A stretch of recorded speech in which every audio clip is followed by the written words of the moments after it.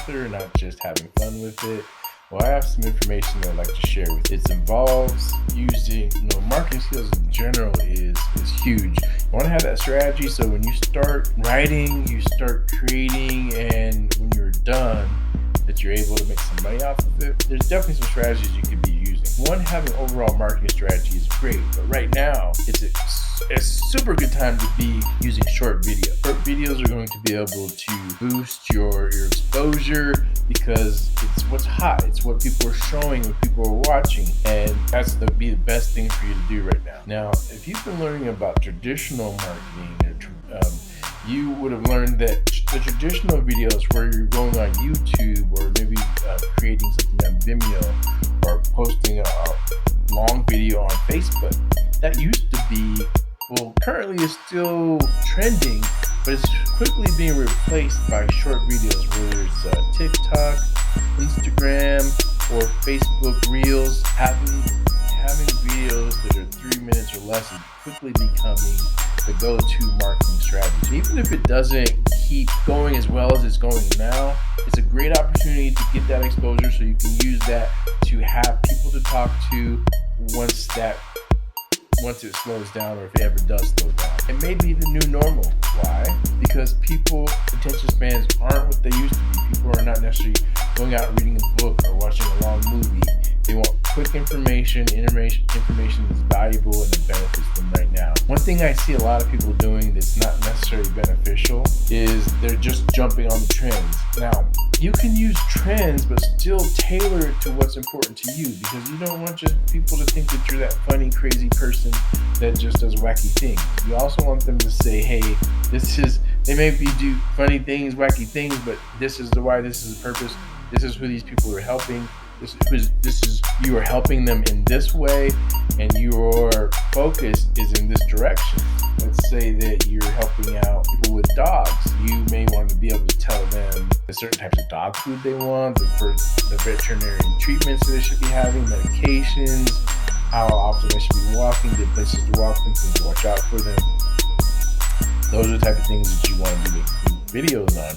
You can still use the trending sounds, you can still use trending dances, but you also don't have to. But you do want to find things that are trending so that you can be showing your platform and what you want to share to the most people. As an author, you're crafting your book in certain ways, and being an author is different today than it used to be. Now, people may not want to read 300-page books. They may want shorter books that are going to gravitate towards them. Now, in today's world, it's not so much that you're putting something out, people are going to a bookshelf and they're looking at it. A lot of times now, they're actually using technology to figure out what they want.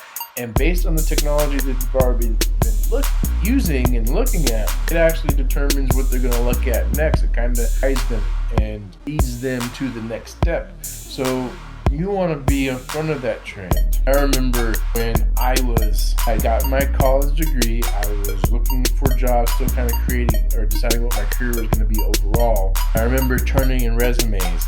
Now, the resumes that I know how to do now are different than when I started. When I was starting to use a resume, it was mostly about you just putting everything in your own words that you did. And after a few years of that, I was fortunate to talk to someone he was the vice president of the business department, and he was my mentor at the time. And I told him I actually had applied for a position, and he actually, which was amazing and very fortunate for me, actually took the time to show me and talk to the person that would have gotten that resume, help me find out what the process was, what they looked at, and what I should think about next for my next resume. And it was mind-blowing, because what he told me was that because of technology, what was happening is they were looking for keywords that the computer would basically give a yes or no to your resume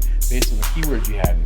So what you wanted to look at was the information, the actual words that were in the job description, and you wanted to be able to use that so that things that you had done that were similar, that those would be able to connect you to that position. Now, I've heard people complain about like that strategy, but it was gold. it guaranteed me, like once I started learning that, it guaranteed me to be in front of and get an interview with the people that were offering those positions after that, where I got very little interviews before that. It was just no callbacks. Once I started implementing that style and knowing the words to put in my resume, I started